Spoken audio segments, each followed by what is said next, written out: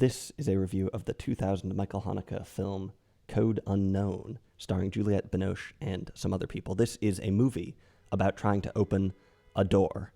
The subtitle for this movie is Incomplete Tales of Several Journeys. To be honest, this is kind of a useless subtitle, and it's not a surprise that it was dropped from the American versions of this film, which I think are just known as Code Unknown. You really don't need the second part, but this subtitle does clue us in that this is kind of one of those hyper-linked movies that were really popular in the early 2000s. 2000, that's the early 2000s. Movies like Amores Perros, Magnolia, Snatch, City of God, Love Actually, or the infamous Crash. Tons of other examples. Traffic, that's a good one. Tons of other examples of these movies where there's a bunch of seemingly disparate stories, and throughout, as time goes by, you realize, oh, turns out that person knows this person. Oh, that person knows this person. That's this person's mother, right? Some of these movies are better than others. Sometimes it's a gimmick. Sometimes there is genuine, this is a good way to communicate some real ideas about urban alienation and the nature of connection. This movie does that, but in some ways, I wouldn't really put this in the same category as any of the movies I really mentioned. I would argue that this movie kind of tries to deconstruct those movies, if anything. It zooms in on those connections. It skewers those connections and asks what it means to be connected. And like I said, in some ways, all these movies are kind of about the nature of connection. They make you think about how big the world is, how many people are in it, about incidentalism, about all the little moments. Oh, you better be nice to so-and-so because you never know what could happen or something like that. They make you think about quotidian interactions. But this movie, I think, takes it to another, like I said, deconstructing those, focusing in on the incident, on the connection. What does that mean? And I think I can give you a better sense of what I mean by all this by going through the movie a little bit. In some ways, this movie is very similar to the film Cachet, which I reviewed on this channel a couple of weeks ago. I talked about all the constrained shots in that movie, for instance, and this film opens with a constrained shot. The main characters in this movie, Anne and Georges Laurent, they have the same names as the main characters in that movie. And they are roughly the same characters. At least Anne definitely is. Middle-class character, leading a very non-precarious life with a big bookshelf. She's an actress in this film, and perhaps somewhat naive. The father and son from Cachet, they take the train together on this film at one point. We also have some similar thematic ideas about colonialism. This movie has much more pronounced ideas about colonialism than Cachet, much more in your face. We actually travel to Africa at one point in this film, for instance. There's some other more subtle themes that are shared between them about film, about the materiality of film, about what a camera does. Interesting question. What is it that a camera does? Well, both these movies try and process that to some extent. This movie has a lot of ideas that are not in Cachet, though, and in some ways has a broader scope. This movie is a bit less about the old history sneaking up on you, kind of thing, trying to process the past. This movie's less about that than Cachet is. This movie is also much less of a thriller and is less exciting in some ways, but I think I actually enjoyed it more, potentially. This is, to some extent, a drama of omission. Maybe I've said this before. I'm not usually a fan of movies where they kind of build suspense by not telling the audience something, right? They, like I said, are a drama of omission where if you knew how everything was going on, it would, the situation would be innocuous. But because some information is withheld, it makes you wonder and it creates the tension of the film. I feel like often that's a little bit of a gimmick, and like it's better just to get the story out there and have the story be the compelling thing. But in this case, this movie is a drama of omission by design. That's one of the big ideas of this film. Incomplete communication that doesn't hit the mark, things that are not known. There's an early scene here when Amadou, one of the characters, is taken into custody by the police after an incident on the street. And it's fairly clear that if all the information was on the table in this situation, if things had been totally smoothed out, if everyone knew what had happened, then things would have gone very differently. The point is that is not how communication works. This takes us to one of the main themes of the movie, right? Communication, and also one of the main dynamics of the movie. Often, the viewer of this film is a bit disempowered, doesn't quite know what's going on. And like I said, I don't think it's usually the sort of typical kind of gimmicky suspense-building technique so much as it is a deliberate puzzle alluding to the challenges of communication, demonstrating them firsthand. This movie opens by showing us some charades. Charades played by some deaf students, which is pretty interesting. You would think maybe that deaf students would be amazing at charades. Why is that? Well, they already have a system, surely, that allows them to communicate without speaking, right? So hypothetically, they could just use sign language to very easily circumvent the traditional rules of the game. But in this case, you very quickly realize that you're not supposed to use sign language while you play charades if you're deaf, I guess, which makes sense because it would sort of bypass the challenge of the game. What the heck is the point of this? Well, this reveals to us a bit of a contextual difference. There's a subtle difference here between the mimicry going on in charades and the codified communication of sign language, which is not allowed. Instead, you have to use the informal mimicry as an attempt to communicate, much more difficult. This contextual difference here whets our appetite for one of the biggest themes of the whole film, I think, which is the context of communication. I'm not sure if there's any clear thesis other than the context of communication is important or something like that. But one thing that comes very clear throughout this movie does a very good job of enunciating all the different contexts of communication and how they are significant and such. Like I said, this starts it off. One of the plot lines in this movie follows Anne as she's filming a movie. She's an actress, not a major star. She's filming some sort of thriller. Doesn't look like a phenomenal movie. It probably would not be reviewed on this channel, for instance.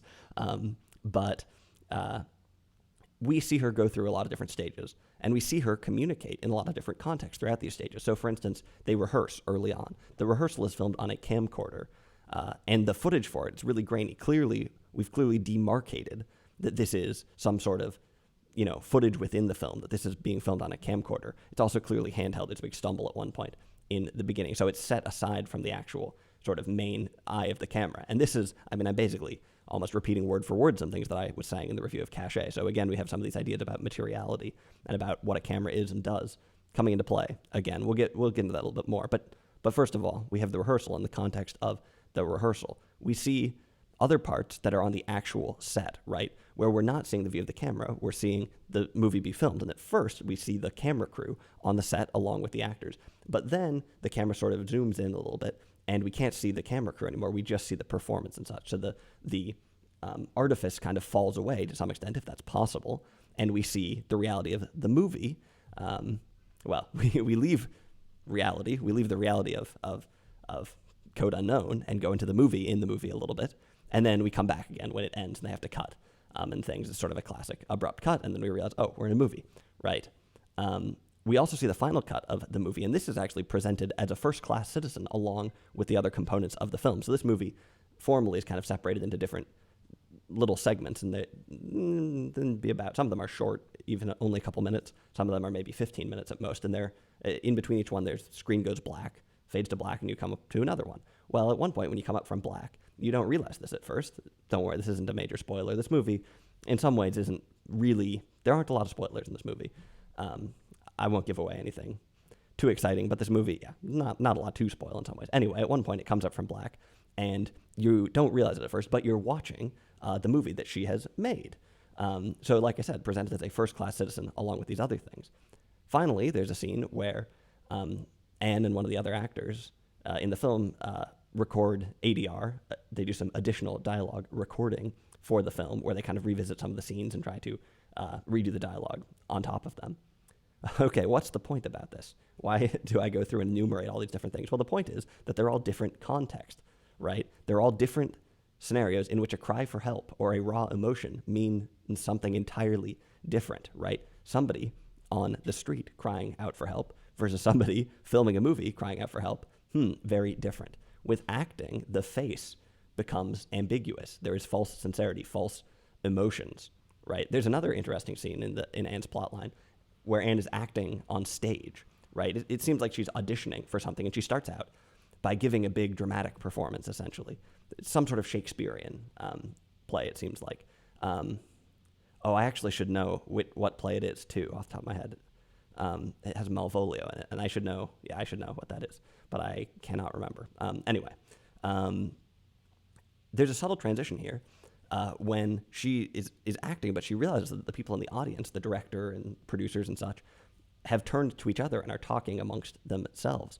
And her acting kind of peters away, and she kind of checks, is anybody out there? Is anybody watching, right? And again, we have a context switch. This time it's much more subtle than the director yelling cut and zooming out and seeing, oh, they were on a film set the whole time. This is a movie, right? Or somebody waking up from a dream or something like that. Here, it's a very subtle switch in context from acting to a genuine vulnerability as the character, as Anne, who is auditioning, wonders if anyone is paying attention to her, if she has any shot at this role and such, if she has just, expended herself, if she has just opened herself up, and will get nothing, no recognition for that, right? Again, shifting context. So context is everything. Interestingly, one of the scenes in the film, in this thriller, is kind of centers around the idea of uncovering a true face. Anne's character, this is a thriller, like I said, Anne's character, and again, this isn't really a spoiler, Anne's character is attacked by a realtor in the film, who is, in the film within the film, who threatens to kill her. Why? Solely because he wants to see her as she really is. He wants to see her under duress, her true self come out, right? This idea of finding the true self, forcing it out of somebody. I haven't seen Michael Haneke's films Funny Games, either one of them. I think I'm going to watch them in the future here. You wonder if he's going for something similar in those movies, this idea of finding the true self under some sort of duress or something like that. I suspect perhaps. But what an interesting contrast that is to all these layers that we've just been talking about, all these different contexts where the way that you speak, the things that you say, don't carry much meaning on their own. On their own, it's hard to know exactly what they would interpret. They could mean very different things, but with this context around them, they become more complete, right? What does it mean to find the true face in that sense? Interesting. You wonder later on, you see some scenes with Anne in her real life, going through her day-to-day life, talking to Georges, and you wonder, are we seeing her true face now? Or is she perhaps acting? And there are a few moments where she lies to Georges, for instance, and you start to again wonder, what is this true face? You wonder why it seems so rare for people in the real world to reveal their true face, even to their families. That's another theme of this film, not revealing something to the family. Maybe there is no such thing as the true face. Who knows? I mean, what would that mean? Is there, do you have a true personality hidden under your skin somewhere? Is there a little man up here who's the truest reflection of yourself? Probably not. Perhaps revealing your true face is just the absence of some sort of willful deception. But at the same time, I mean, it seems very likely that we practice, that we deceive without knowing almost constantly in putting on certain sorts of personalities and in acquiescing and adapting to certain environments and such. We deceive all the time. So what even is this true face? Unknown, right? Perhaps this thriller in the movie is more poetic than it first seems, and perhaps the killer in that movie is motivated by something more abstruse and psychological than some sort of pure Hitchcockian evil or something like that. Who knows? We can see in this movie how difficult it is to communicate across context and how difficult it is to share context with someone with whom you don't share context, right? How difficult it is to set up all the nuance of the situation with somebody with a very different background. Georges in this film is a photographer. He mostly seems to cover sort of war zone photography. Again, talk about a place where it's all about capturing a tricky context, where it's all about distilling some kind of truth from a war zone, right? From people suffering in a war zone. How do you capture that with a camera? What is it that a camera does again, right? We clearly see how difficult this is when we see how all these different kaleidoscopic contexts can come together and can shift so easily from one to the next. Clearly, this is something that Michael Haneke thinks about. At one point in the movie, Georges takes covert photographs of strangers on the train. Presumably, this is to contrast them with the images of war that he captures as a reporter to see what the domestic life in France is. He wires up a camera. He hangs it on his neck like this, like, oh, I'm just walking around with a camera on my neck. But he wires up the shutter to go to a switch that's in his pocket. And I guess he disables the flash sound as well, so it doesn't make a bunch of noise. As he walks around, the lens sticks out like a huge eyeball, like a weapon of some sort, challenging things right around it. It's discreet. He goes to the train, he sits across from somebody, and even though there's no sound, even though it shouldn't be obvious that he's taking a picture, one of the women that he's photographing seems to know. Like I said, it sticks out like a huge eye.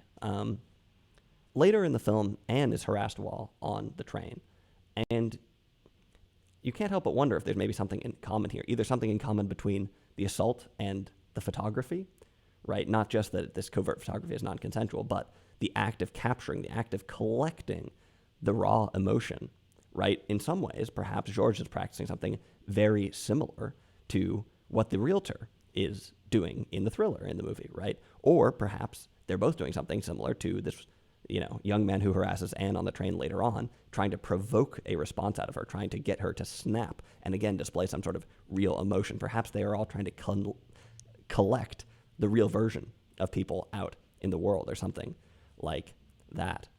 There's also potentially something in common between the two women, right? Between the woman on the train who seems to suspect that she's being photographed and leaves, and between Anne trying desperately to ignore the young man who's harassing her, right? An attempted interpretation of their ambiguous faces. How conspicuous it is to be interpreted by a stranger, you know what I mean?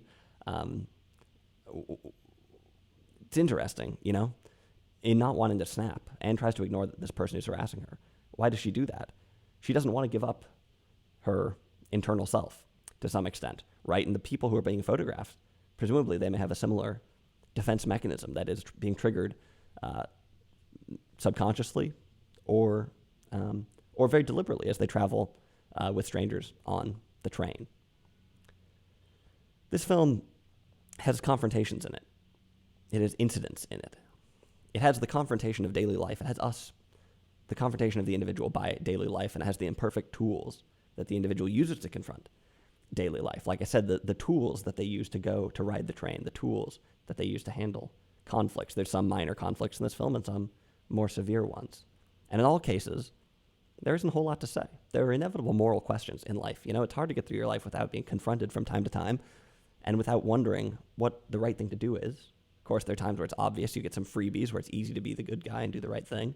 But inevitably, there are times where it's not so clear and where we don't have as much to say. And that happens a lot in this movie. Like I said, this, I think, deconstructs a lot of those hyperlinked movies. The hyperlinked movies, they have almost a glib, some ingenious connection where it all kind of fits together nicely and everything kind of comes together, right? It's novel, it's clever, it's interesting. This movie has some connections that are kind of like that, but for the most part, it has sort of a lack of connection. And some of these other hyperlink movies, they also have a lack of connection. I mean, it doesn't mean that two people necessarily have to become best friends or something for there to be a connection between two characters, right? They can miss each other, and that's still a connection.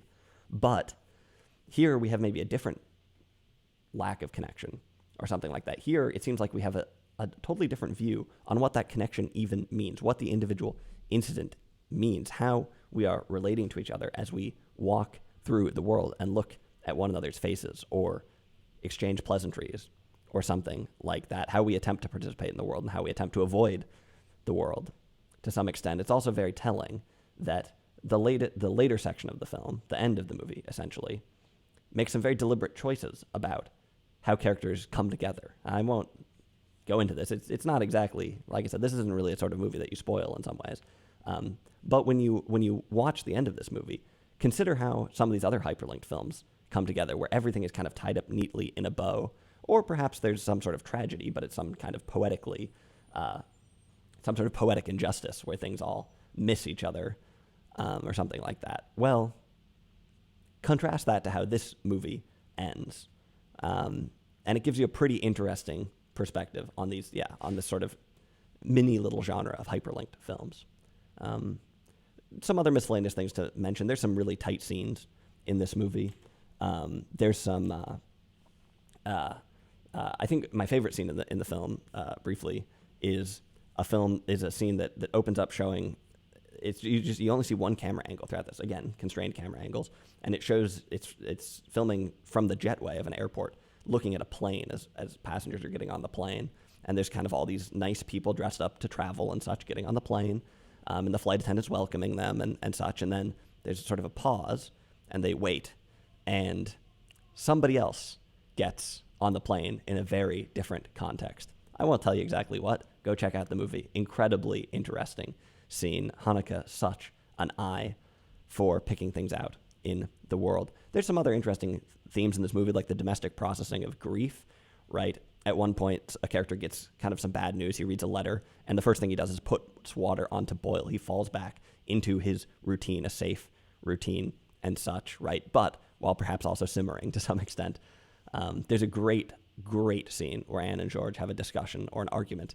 Incredible scene in a grocery store, making somewhat spiteful purchases, interacting again with strangers and such, recapitulating all the themes I think that I've talked about already, in how they interact with each other, how they try to read each other, and how they interact with the public, filtering in and around them and such.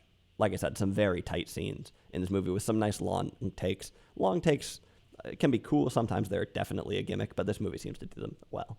There's a couple of movies that I think jumped out at me for being kind of similar to this.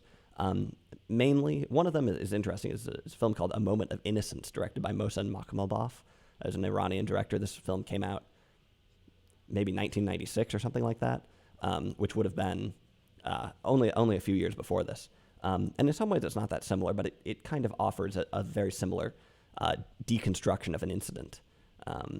In some ways, focusing on communication, focusing on subterranean bonds between people and things. But if you're talking about similar things, or talking about movies that have similar ideas, similar themes and such, the thing that really has to come to the front is some of Krzysztof Kieslowski's work, notably the Three Colors movies, like Three Colors Red, and to some extent Three Colors Blue. These really touch on some of these ideas of our connection with strangers out in the world and such. Something, if we might share something between them. There's also, there's big stylistic similarities. To some extent, some similar apartments, some similar neighborhoods in similar looking cities and such. So if you haven't seen if you haven't already seen these movies, Krzysztof Kieslowski's Three Colors trilogy, or also maybe The Double Life of Veronique, you should go do that right now because they're really good. Anyway, this movie, Code Unknown from Michael Haneke, obviously pretty interesting movie, pretty sophisticated movie. Like I said, I think I actually maybe enjoyed it more than Code Unknown, although it's less exciting. But this is definitely a great movie, and it's just further continued to whet my appetite, to make me realize that I got to watch more and more of his movies. And like I said, I think Funny Games is coming up on the horizon. And it also actually makes me want to rewatch some of the movies that I watched when I was much younger, such as Amour and The Piano Teacher, because I could probably get a lot more out of them watching them now. Hopefully, watching this video will help you get a lot more out of this movie and others. So yeah, this also was another viewer suggestion. So if you have anything else you want me to watch, let me know, and I'll get around to it at some point. So that's Code Unknown from Michael Haneke.